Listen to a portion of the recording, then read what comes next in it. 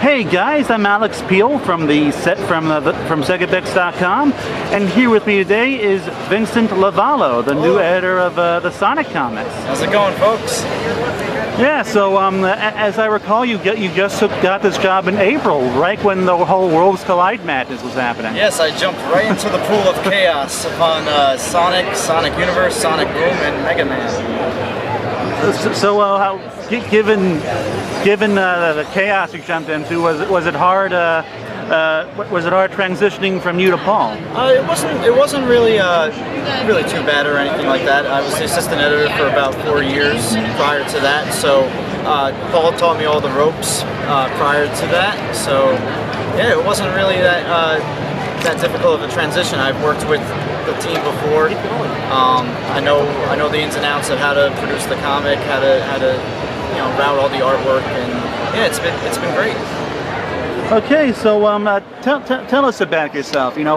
Where'd you come from? Where'd you learn how to do what you're doing? I'm based in New York. I'm a big fan of Sonic. I grew up with Sonic. I played all the games. I drew Sonic quite often, starting in elementary school. But yeah, getting into the comic books, I was actually subscribed to the comics when I was younger, and there was a time early on in college where I saw that there was an internship available for a Sonic and Mega Man position. So I applied to that, I interviewed, I got in, and then I worked directly with Paul for that time because he needed a lot of help. And yeah, so we jived really well. And they liked me so much, they offered me a job, and now here I am. So Archie gave you a job right out of college then, huh?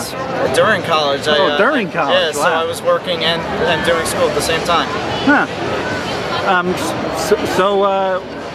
How were you introduced to Sonic? Was it through the games or the comics? It was funny. It was actually a moment in my elementary school during art class. One of my good friends was actually drawing him. I said to him, "Oh, who's that?"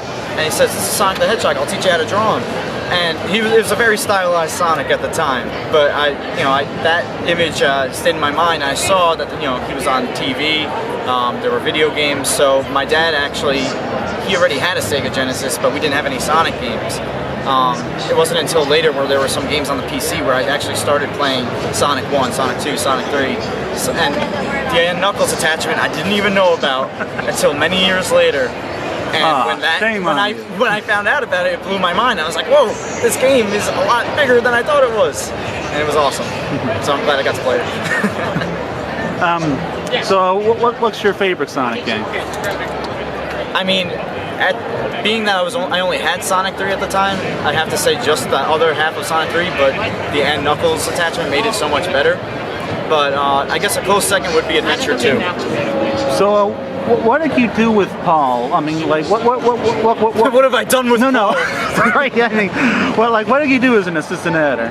What does that entail? A lot of design work, a lot of production, book production. I actually built the comics in Adobe InDesign, laying out the book,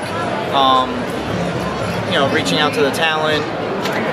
There's a lot of, it's like putting a puzzle together, pretty much.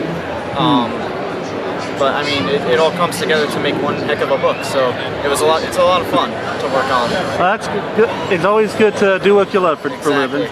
So, how are you involved with the creation process as an editor? I work with Ian very closely. Usually he'll send me some script breakdowns. I'll either get him notes back or tell him, hey, this is all okay. In terms of character design, he sends me his initial sketches. I notate those as well. In some cases, I actually try my own hand at designing a character with Ian's guidelines, but it's a group effort for the most part. And yeah, once we reach something we both agree on, that's what we go with, and it's been great. Ian's awesome to work with. So obviously with the reboot and everything, there's been a lot of new characters getting made. Yeah. What exactly do you look for when you're creating a character? What do you try to do? They have to have a very a pretty specific purpose for Sonic and his friends to come across them.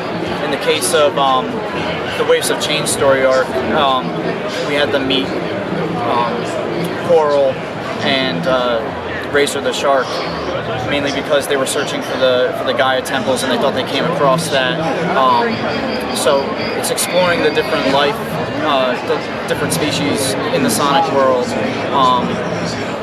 So basically, in that case, they thought that there was a purpose there. It ended up being something else that was also very important to their quest. So there's always a reason to come across these new characters, and they'll come into play with more importance later on. Okay, so now for Worlds Unite, you used a lot of guest. Well, I don't know if you did, but Archie used a lot of guest artists for Worlds Unite instead of mainstays like Tracy Artley and Evan Stanley. Why'd you go down that route? Well, Tracy is still involved in Worlds Unite. He's in parts 2 and 3. So you do see some of his work, and Evan actually did do the initial design for the battle books, Mega Man Worlds Unite Battles and Sonic Worlds Unite Battles. So we did include those artists. As for the main series artist for the whole crossover, it was just how we laid it out in the schedules. We wanted these artists to work on these specific books. Okay, so now Bill Freeberger, we saw him at the panel earlier. Great guy. Well, will he have any kind of reoccurring role at Archie in the future?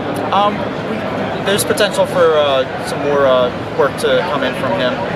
Nothing planned at the moment, but I mean, he's a great guy to work with, so I'd be happy to work on something with him down the road. Attention attendees, the exhibit hall will be closing in 30 minutes. The exhibit hall is closing. And we got to get this interview going then. What's in store? Attendees, the exhibit hall will we're be going to have to closing edit in this 30 minutes. Okay. What's in store for us after Worlds Unite?